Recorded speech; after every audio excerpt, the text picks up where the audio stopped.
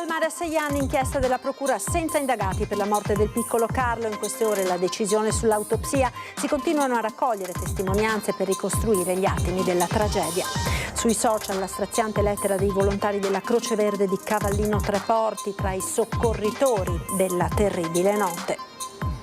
Il racconto del medico sociale dell'Omar Villorba Rugby assieme a 2 giocatori ha salvato una neonata di 15 giorni che ha rischiato di morire ustionata dal sole sulla spiaggia di Cortellazzo. È morto il 17enne che aveva tentato di togliersi la vita nel carcere minorile di Treviso a poche ore dall'arresto dopo aver seminato il panico a Vicenza. Dopo 2 giorni di agonia il suo cuore si è fermato. Cane sbranato dai lupi, la segnalazione di una famiglia di Col San Martino fa scattare l'allarme a Farra, più animali visti in zona, il sindaco ai cittadini. Attenzione! Domani alle 16 a San Vendemiano i funerali di Mattia Sacconi, il 20enne che ha perso la vita nello schianto della sua moto contro un muretto. Si presenta al pronto soccorso raccontando di essere stato accoltellato, ma le ferite se l'era procurate tentando una spaccata in un magazzino. 30enne marocchino smascherato e arrestato a Castelfranco. I bulli in bici continuano a spadroneggiare a Montebelluna, esasperazione tra residenti e ristoratori. Non reagite alle provocazioni, il Consiglio delle Forze dell'Ordine dopo che il Comune ha annunciato il giro di vite. Sono finite eredità e pendenze delle giunte precedenti. Da settembre una nuova era a firma Conte. Il primo cittadino di Treviso illustra il piano per il futuro della città.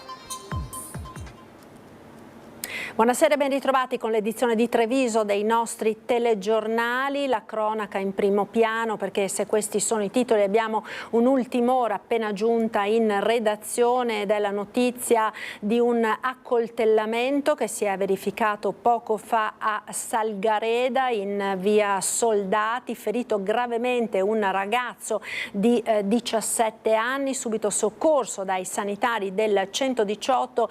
Il ragazzo è ora a bordo dell'elicottero che lo sta trasportando all'ospedale Cafoncello di Treviso. Una nostra troupe si sta recando sul posto. Naturalmente appena saranno arrivati avranno delle ulteriori informazioni. Vi terremo aggiornati su questo episodio.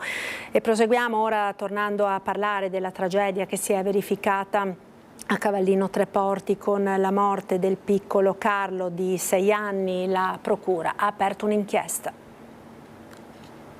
Non ci sono indagati né ipotesi di reato nel fascicolo aperto dalla Procura di Venezia. Il pubblico ministero dovrebbe decidere in queste ore se disporre o meno l'autopsia sul corpo del piccino. Le indagini da parte delle forze dell'ordine intanto continuano per accertare cosa sia accaduto in quegli istanti fatali quando Carlo è entrato in acqua ed è sparito fra le onde. Si stanno ricostruendo attraverso le testimonianze dei turisti e dei bagnini quei minuti terribili quando la mamma Dana ha urlato per chiedere aiuto. I genitori distrutti si sono chiusi nel dolore, abbracciati da parenti ed amici. Il funerale del piccolo Carlo sarà celebrato dopo il nulla osta da parte della magistratura. 2 comunità, Roncade e Cavallino Treporti, unite da una tragedia che ha sconvolto tutti. La dirigente dell'Istituto Comprensivo di Roncade, la scuola del piccolo, ha incontrato la mamma per portare una parola di conforto e di vicinanza della scuola alla famiglia. Come scuola e come comunità scolastica unita siamo molto vicini alla famiglia, il papà e la mamma del piccolo Carlo e a tutta la famiglia.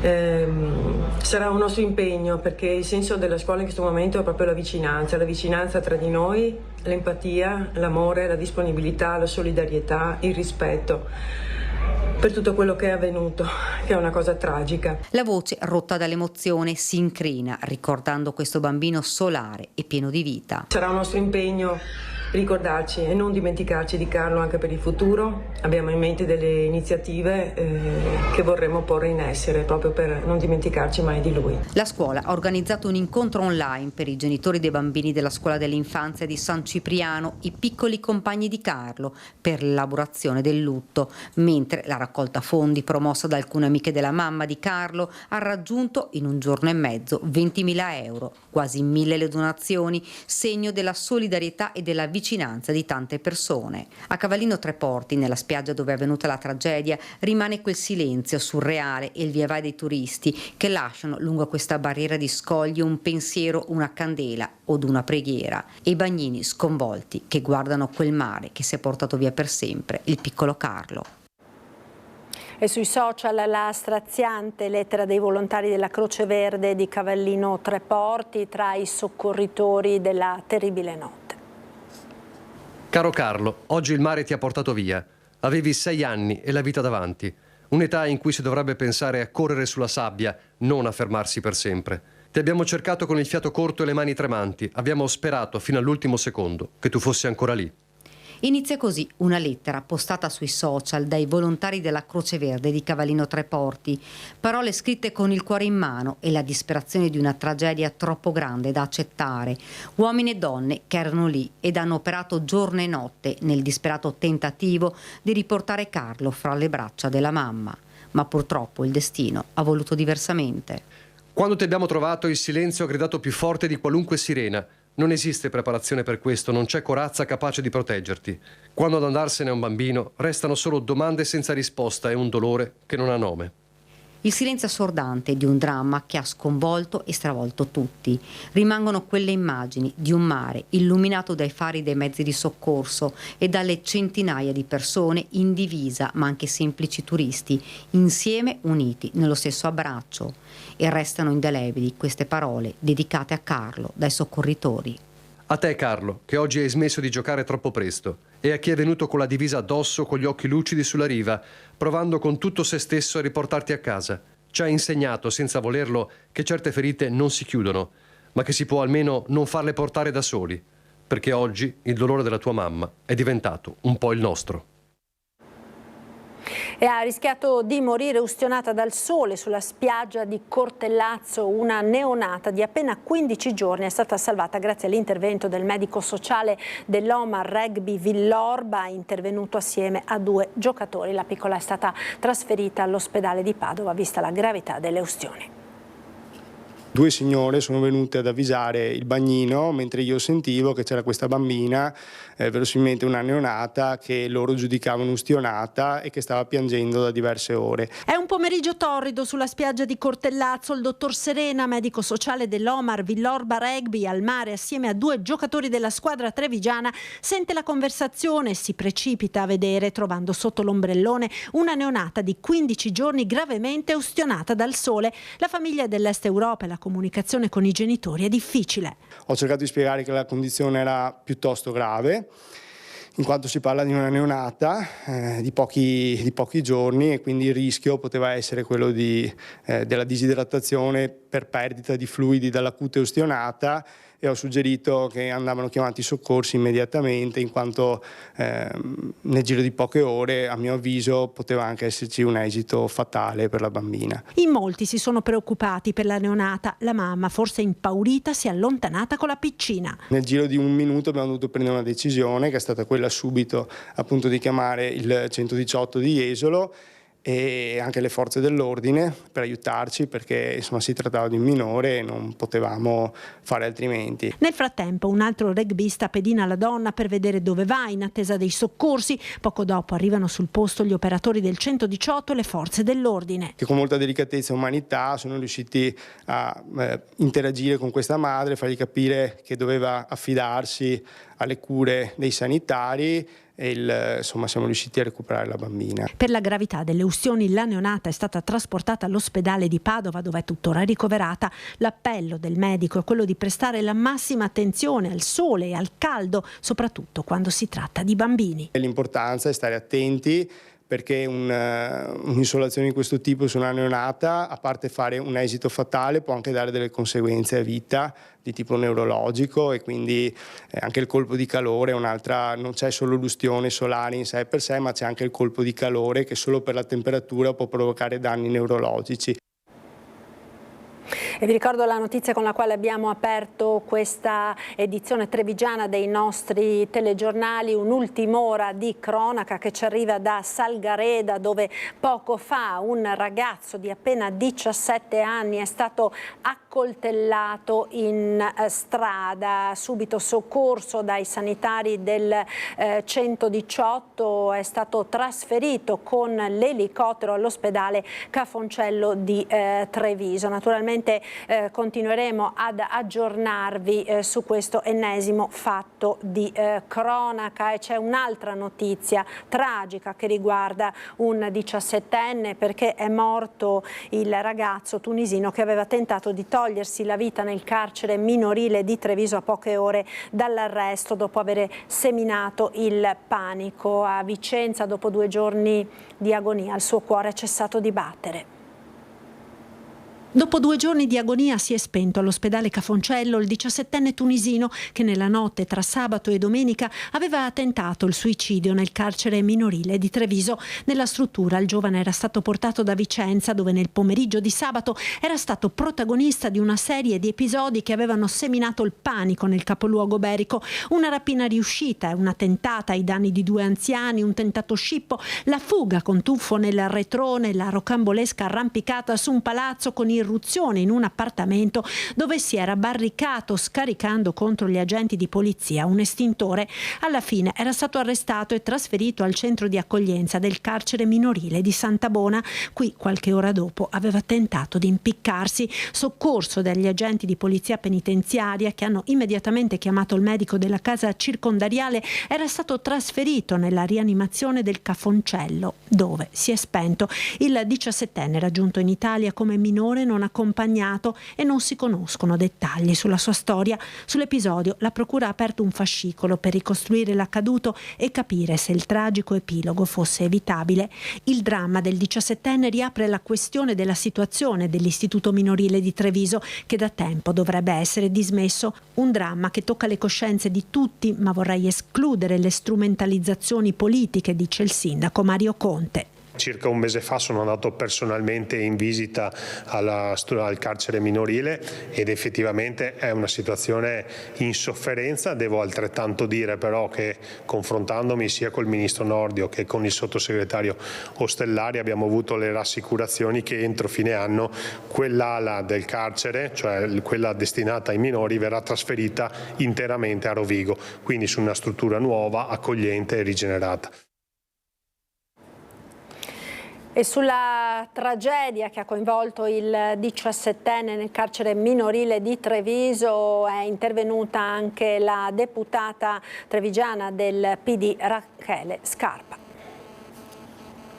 A 17 anni dovrebbe esserci ancora tempo per rimediare agli errori commessi, tempo per riscrivere anche un'intera esistenza, e il nostro Paese dovrebbe garantire gli spazi sicuri ed adeguati per effettuare davvero questi percorsi rieducativi, a maggior ragione quando si tratta di persone minorenni. Così doveva andare anche per Danilo, di 17 anni, che si è tolto la vita nell'istituto minorile della nostra città.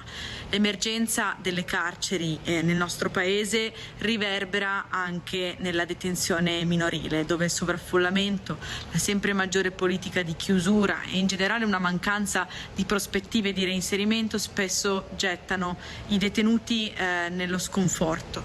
Deve creare in noi un profondo allarme questa morte, un profondo sconforto, e spero che possa nascere dal basso, anche da Treviso, che è la città originaria del Ministro della Giustizia Carlo Nordio, un moto che chieda al governo di fare qualcosa su queste emergenze delle carceri. Nessuno dovrebbe morire a 17 anni tra le braccia dello Stato.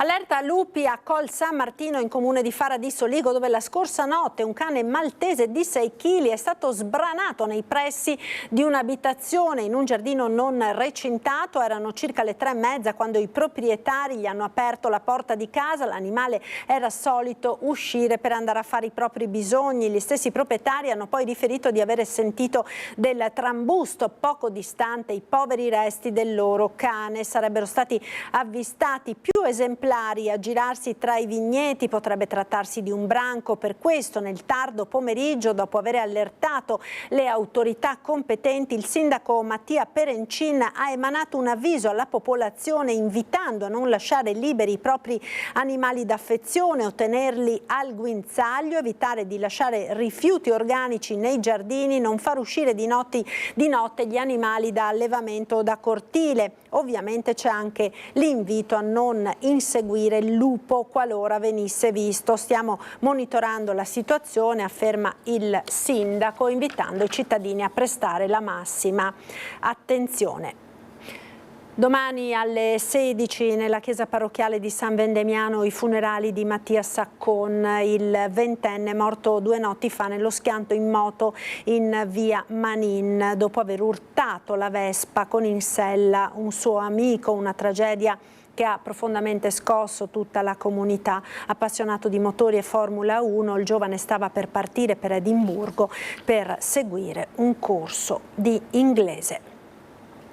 Tenta la spaccata in un capannone e si ferisce alle gambe, ma ai soccorritori dice di essere stato accoltellato. Trentenne marocchino pregiudicato, denunciato per tentato furto e simulazione di reato. Notte di autentica follia. Castelfranco. Hanno provato a entrare da sopra, da quello che ho capito io. Si sono tagliati, si sono fatti male. Non posso dire mi spiace.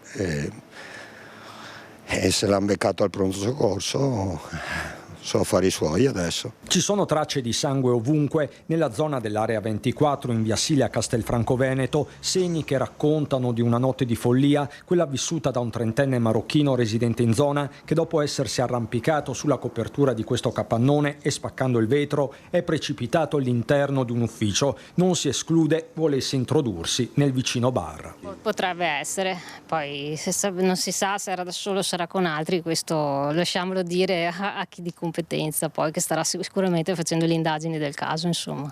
E proprio i carabinieri stanno indagando. Di certo il trentenne, dopo la caduta, ferito e insanguinato, raggiunge l'uscita usando un portone antipanico sul retro dei capannoni, luoghi che lui stesso pare conoscesse avendo lavorato in zona nel recente passato. Una volta all'esterno il marocchino pregiudicato viene soccorso dai ragazzi di una vicina sala prove. A loro racconta di essere stato investito. I presenti cercano quindi di soccorrerlo, ma lui poco dopo si dà nuovamente alla macchia. Comparirà più tardi, non si capisce come, nel vicino ospedale di Castelfranco, distante circa 3,5 km. Ha profondissime ferite alle gambe che spiegano il tanto sangue lasciato a terra. Ai sanitari riferisce invece di essere stato vittima di una violenta aggressione in centro, di essere stato addirittura accoltellato. I carabinieri però riescono in tempo record a ristabilire la verità, denunciandolo per tentato furto aggravato e simulazione di reato.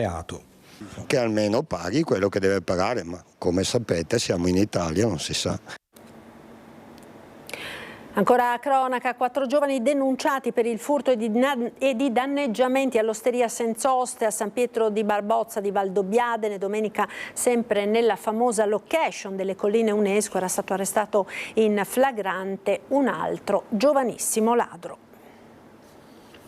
Non più tardi di domenica sera i carabinieri avevano preso con le mani nel sacco un giovane ladro che aveva appena rubato nel magazzino dell'osteria Senzoste a Valdobbiadene. Oggi i carabinieri hanno denunciato altri 4 giovani con l'accusa di furto aggravato in concorso in relazione ad un altro episodio verificatosi nella celebre struttura nel cuore delle Colline UNESCO lo scorso 15 luglio. Secondo quanto accertato dai militari dell'Arma, i 4, 3 ragazzi italiani di 24, 20 e 21 anni ed una ragazza marocchina di 18 avevano danneggiato 2 distributori automatici dell'osteria rubando denaro ed alcolici per circa 500 euro complessivi. Ma a suscitare amarezza c'è soprattutto il danno alle strutture, i distributori automatici installati dal proprietario Cesare De Stefani dopo le note vicissitudini che avevano coinvolto l'osteria quando c'era la cassettina per l'offerta libera. Le macchinette per la distribuzione automatica di formaggi, salumi e altre tipicità del territorio, come gli erogatori del vino, consentono agli avventori di usufruire liberamente di questo luogo meraviglioso, ma sono costose ed il danno provocato dai ladri, che ne hanno messo 2 fuori uso, va a detrimento anche di tutti coloro che amano trascorrere qualche ora tra le colline, patrimonio dell'umanità. Minacce alla Sagra brandendo una roncola, 55enne denunciato dai carabinieri, è accaduto a Pero di Breda di Piave.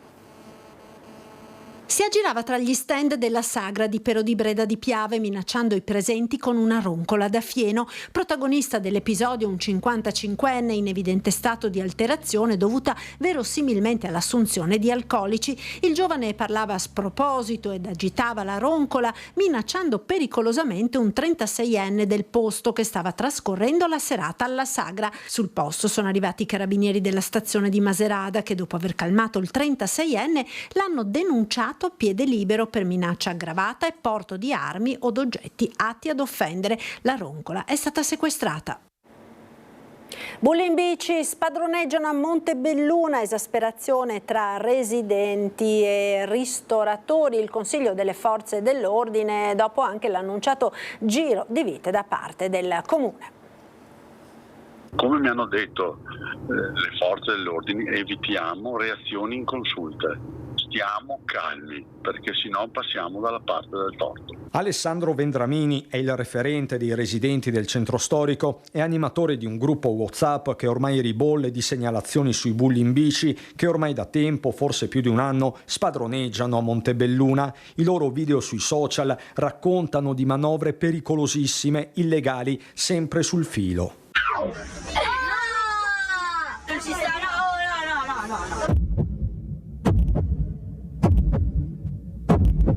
Il sindaco Adalberto Bordin nelle scorse ore ha espresso l'intenzione di incontrare loro e i genitori annunciando un giro di vite, ma l'impressione generale è che si sia superato il segno. Non è più solo una questione di rispetto di codice della strada. Nel fine settimana scene da Far West si sono registrate in Corso Mazzini all'esterno di un noto ristorante. Mio marito era qui seduto, qui dove sono io adesso, col calice in mano, con altra gente fuori, i nostri clienti che stavano mangiando. E sono passati, l'hanno sfiorato, l'hanno graffiato e poi sono scappati. Mio marito li ha ripresi chiamando, dicendo il classico solo "oh, sta attento", e lì si è scatenato l'inferno con insulti, parole, offese a noi, offese ai clienti che erano qua, passando e ripassando, minacciando tutti, ma con offese molto molto pesanti. Minacce e aggressioni verbali si stanno susseguendo in altre zone della città. I protagonisti, quasi tutti minorenni, anche se il capobanda sarebbe un 19enne. La composizione della gang, raccontano sempre i residenti, è variabile nel numero, così come le provenienze. Italiani, possono essere albanesi, rumeni, marocchini, un po' di tutto. Un po' di tutto. Ringraziamo le forze dell'ordine, il comandante dei vigili, dei carabinieri, la Polstrada di Castelfranco, il sindaco, l'assessore allo sport, ma loro si sentono sopra la legge. Lo stesso Vendramini, all'inizio di tutta questa storia, aveva tentato il dialogo con la banda e si era interessato a trovare degli spazi con il comune, pure dei caschetti di protezione, ma non c'è stato nulla da fare. In centro, tra i titolari dei locali, il dibattito sul rapporto giovani e sicurezza è quanto mai aperto. È una questione educativa dove i genitori dovrebbero essere più presenti e seguire di più i propri figli. Anche se li prendono, domani comunque non succede niente, se il genitore non rieduca a casa non servono a niente. Noi cerchiamo di lavorare con ragazzi giovani. Nostra ricetta, che possiamo chiamarla così, è rispetto per rispetto. Quindi se tu mi porti rispetto avrai tutti i diritti di essere trattato come un cliente vero. Sono anni che succede, ma comunque qua noi cerchiamo sempre di calmare. Se devono fare le loro discussioni, per favore fuori. Noi stiamo lavorando, vogliamo avere un ambiente bello, rispettoso, in cui tutti i clienti possono sentirsi a loro agio. E bene così. La pubblicità ora linea alla regia, restate con noi perché tra poco ci collegheremo con i nostri inviati a Salgareda per la notizia con la quale abbiamo aperto il notiziario, cioè l'accoltellamento di un 17enne in strada. Pubblicità subito dopo, di nuovo in diretta.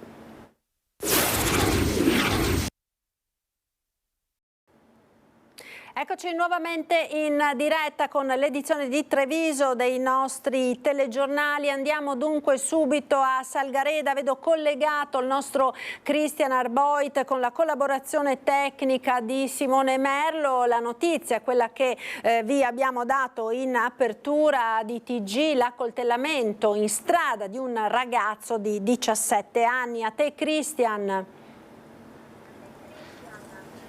Sì Marta, buonasera a te, ai telespettatori di Antenna 3, sono qui con la signora Vittorina, siamo appena arrivati io e Simone, siamo in via Soldati, a pochi passi dal centro di Salgareda, dal comune. Questo è il parchetto di via Soldati dove alle 6 c'è stato questo accoltellamento, questa aggressione, ma chiaramente i carabinieri stanno indagando per capire che cosa può essere successo. Dalle prime informazioni che abbiamo raccolto sul posto si tratterebbe la vittima un 17enne di Ceggia, quindi residente nel veneziano, l'aggressore sempre con il condizionale, forse sempre con il condizionale, una ragazzina.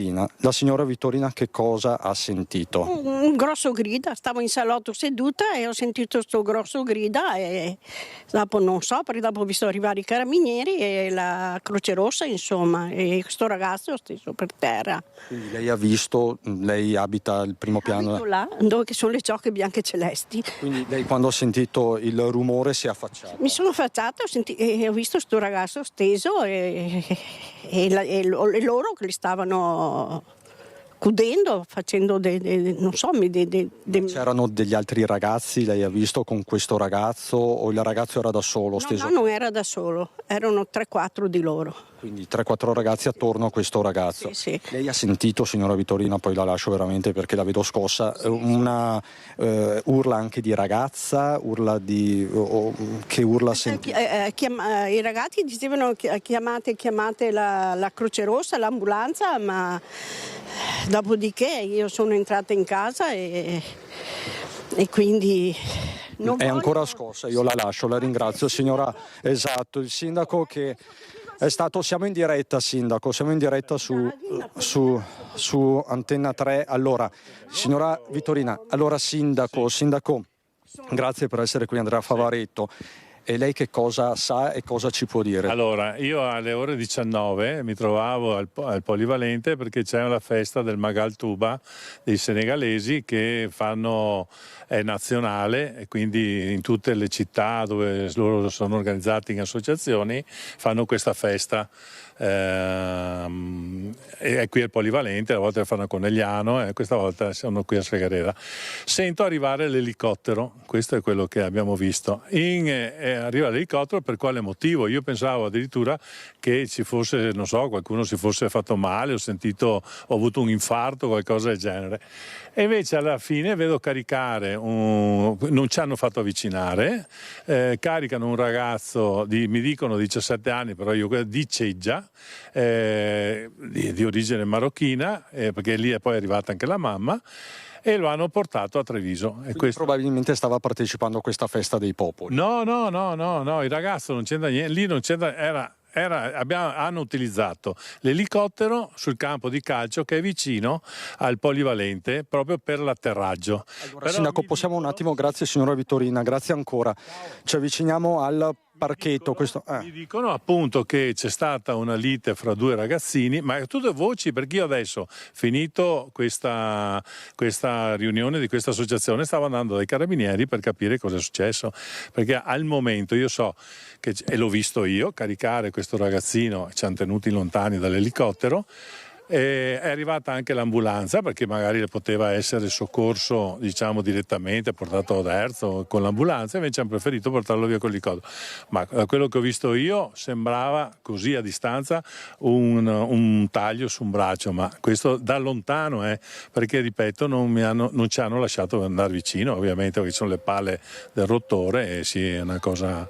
E hanno scelto il campo di calcio proprio perché è possibile atterrare con l'elicottero. Per praticità praticità. Quindi. Allora Sindaco, io la ringrazio davvero. Quindi, non so ancora cosa sia effettivamente successo, e adesso prima che mi chiamaste voi sono uscito da questa festa di senegalesi per andare in caserma a Ponte di Piave per capire se possono anche dirmi qualcosa, perché io questo non lo so.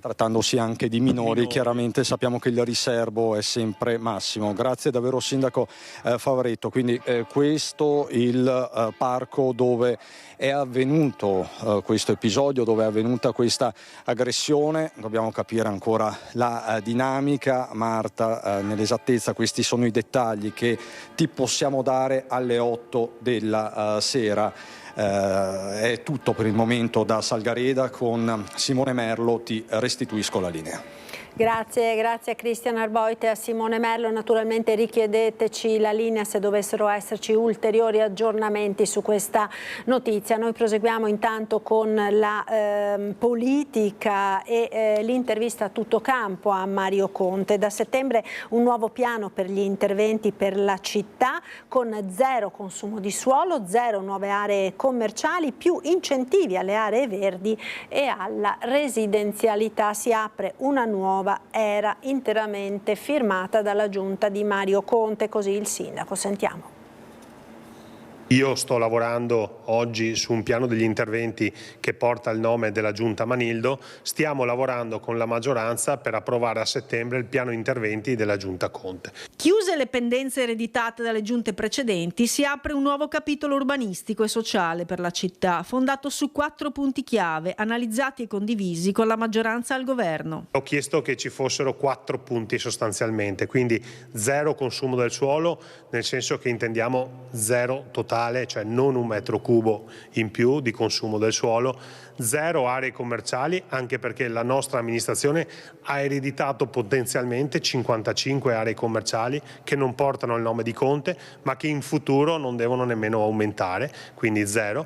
Ho chiesto che ci siano politiche per la residenzialità a tutti i livelli, perché voglio che chiunque, indipendentemente dal reddito, possa scegliere di venire a vivere a Treviso, e un forte incentivo per chi ha zone verdi e per chi vuole convertire zone edificabili in zone verdi. Su questi punti si basa anche il miglioramento della qualità ambientale della città, che il sindaco intende rendere più verde e più respirabile, senza sviluppi verticali, e indica una parola chiave per i prossimi mesi del suo mandato, appellandosi anche ai cittadini. La parola chiave di questo piano di interventi firmato Conte sarà rigenerazione, cioè rigenerare l'esistente. Abbiamo nel tempo già consumato tanto suolo, ci sono tanti immobili oggi in stato di abbandono e abbiamo uno strumento in più rispetto al passato, che è quello dei crediti edilizi, che ti consente, invece di consumare ulteriore suolo, di far atterrare quella potenzialità edificatoria su immobili esistenti, rigenerando, riqualificando e senza consumare il suolo. Quindi, al di là dello sviluppo in altezza, che non fa parte evidentemente delle caratteristiche urbanistiche della nostra città, noi chiediamo ai nostri cittadini di concentrarsi sulla riqualificazione e rigenerazione dell'esistente. E restiamo a Treviso con la notizia dell'ennesimo ecovandalo individuato dalla polizia locale. A tradirlo il monopattino, abbandonava i rifiuti in via Campania. Colpa del monopattino. Grazie a questo particolare mezzo di trasporto che utilizzava per abbandonare i rifiuti, è stato individuato e multato con una sanzione di 400 euro un 33enne straniero residente a Treviso, colpevole di aver lanciato in via Campania, nel quartiere di San Liberale, l'11 agosto scorso, alcuni sacchi di rifiuti. L'identificazione è stata possibile grazie alla collaborazione tra il nucleo antidegrado della polizia locale e la vigilanza del bacino Priula. Le indagini hanno rivelato che l'uomo, pur avendo le utenze di Contarina regolarmente attive, non effettuava da tempo alcuno svuotamento. Determinante per risalire al responsabile il monopattino con il sellino utilizzato nei suoi spostamenti. L'installazione di una fototrappola in un'area già segnalata come critica, spiega il comandante della polizia locale Patrick Antonello, ci ha permesso di documentare l'abbandono e di identificarlo rapidamente. Il mezzo utilizzato lo ha poi reso particolarmente riconoscibile. Un'azione congiunta che conferma l'importanza della cooperazione per tutelare per il decoro urbano. Soddisfazione anche dal sindaco Mario Conte. Stiamo mandando un messaggio chiaro, ha detto. Grazie al nucleo antidegrado e alla collaborazione con Priula riusciamo ad individuare e sanzionare chi danneggia la città pensando di agire impunemente, e continueremo su questa strada. L'ecovandalismo non sarà mai tollerato. Ed ora le notizie da Belluno e provincia.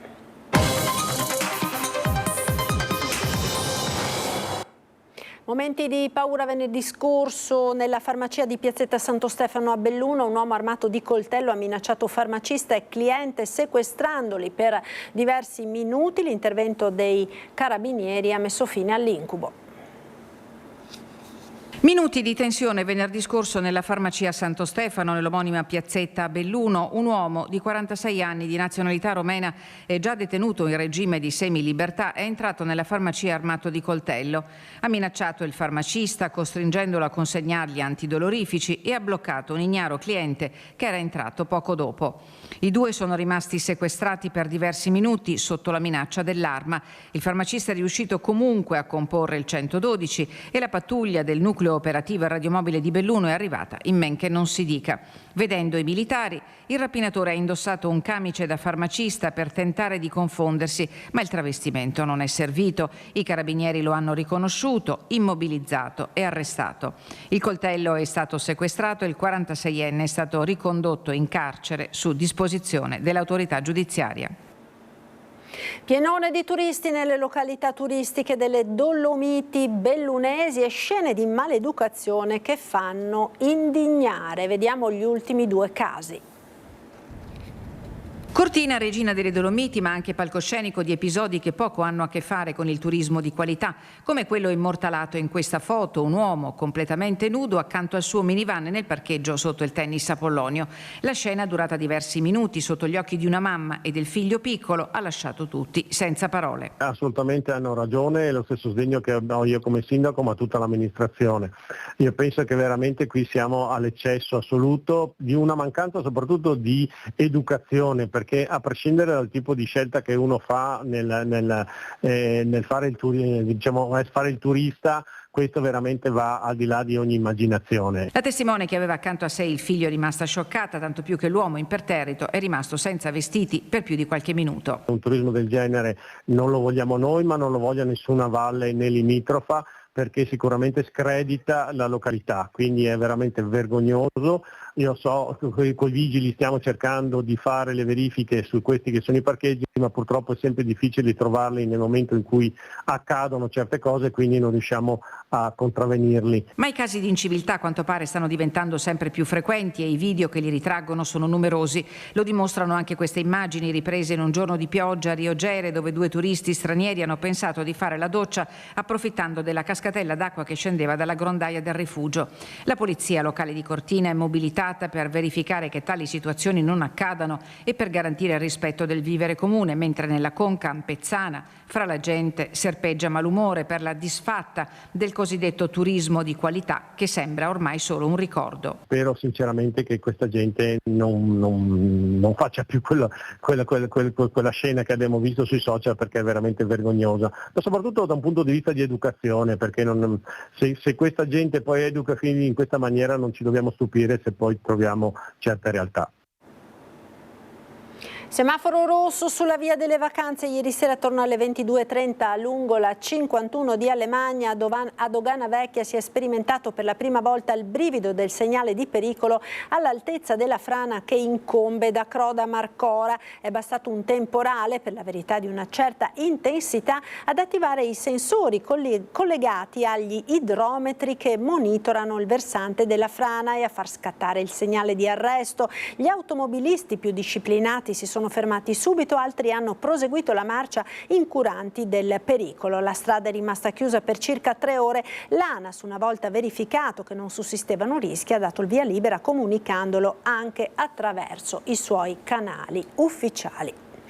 Non c'è alcuna intenzione di chiudere la linea ferroviaria Ponte nelle Alpi Calalzo né da parte di RFI né dalla Regione Veneto. Lo scrive in una nota l'assessora regionale alle infrastrutture Elisa De Berti, che parla al contrario di investimenti sulla tratta, rispondendo all'allarme scattato in questi giorni sulla presunta chiusura del servizio dopo le Olimpiadi 2026 e la sua sostituzione mediante autobus.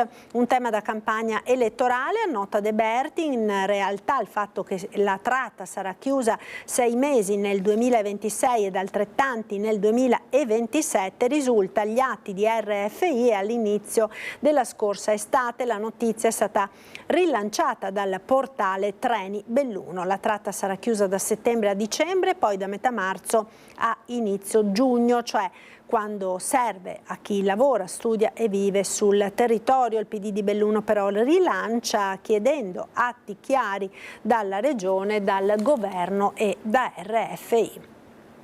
Clima incandescente in Neve Gall, sotto tiro la Dolomiti Ski Line e probabilmente anche il suo piano di sviluppo del colle. Un quad vandalizzato con 4 tagli netti ai copertoni, una ispezione a sorpresa del personale dello Spisal in giornata festiva. Lorenzo Baldanello di We Love Neve Gall afferma che i 2 episodi non sembrano essere collegati, ma il disappunto resta. Sta accadendo probabilmente che qualcuno non è contento di un progresso che si sta facendo in Neve Gall. Non possiamo pensare altro, soprattutto il gesto del quad è stato un gesto un po' antipatico, diciamo così, e insomma non siamo molto contenti di questo tipo di atteggiamento. Se qualcuno ha qualcosa da dire, ci sono dei mezzi democratici per esprimerlo. Chi può avercela con la società che dallo scorso anno ha acquisito gli impianti e sta investendo per ridare nuova luce al colle? Di contrasti pare ce ne siano e di natura diversa, e hanno contribuito a caricare il clima di elettricità, ma da qui ad attribuire responsabilità è presto. Intanto la società ha formalizzato una denuncia per il quad vandalizzato al comando dei Carabinieri di Belluno. Il mezzo si trovava vicino all'impianto in un'area accessibile e di passaggio. Non abbiamo un'idea precisa di chi potrebbe essere, possiamo avere forse dei sospetti, ma diciamo che come sempre non ci esprimiamo quando non abbiamo una certezza. Speriamo che le indagini portino comunque, diciamo, ad avere anche delle soluzioni, no, da questo punto di vista. Per quanto invece riguarda l'ispezione di domenica, ci teniamo sempre a chiarire che non siamo assolutamente contrari all'ispezione, ci mancherebbe, hanno fatto solo il loro lavoro e noi siamo assolutamente a disposizione delle autorità perché non c'è nulla da nascondere. Chiaramente se adesso faremo un accesso agli atti e vedremo appunto l'esposto, cercheremo di capire anche insomma cosa è stato scritto e chi ha allertato, diciamo, i servizi, dal momento che non ci sono state sanzioni da questo punto di vista. La società dichiara di non temere alcuno, il piano di rilancio del colle va avanti e si comincia a ragionare sul progetto di un impianto a fune unico che possa collegare il Neve Gall al Vittoriese. 2 le ipotesi al momento al vaglio: la salita diretta dal Lago Morto o l'arrivo o la salita dal Lago di Santa Croce. Entrambe contribuirebbero a togliere traffico dalla strada e anche dal piazzale, di recente punteggiato da stalli blu che hanno già fatto gridare allo scandalo. È tutto per questa edizione. Naturalmente nelle prossime edizioni dei nostri TG vi forniremo ulteriori dettagli sull'accoltellamento di un ragazzo di 17 anni a Salgareda. È tutto dunque, subito dopo la sigla come sempre le previsioni del tempo con il nostro meteo. Arrivederci.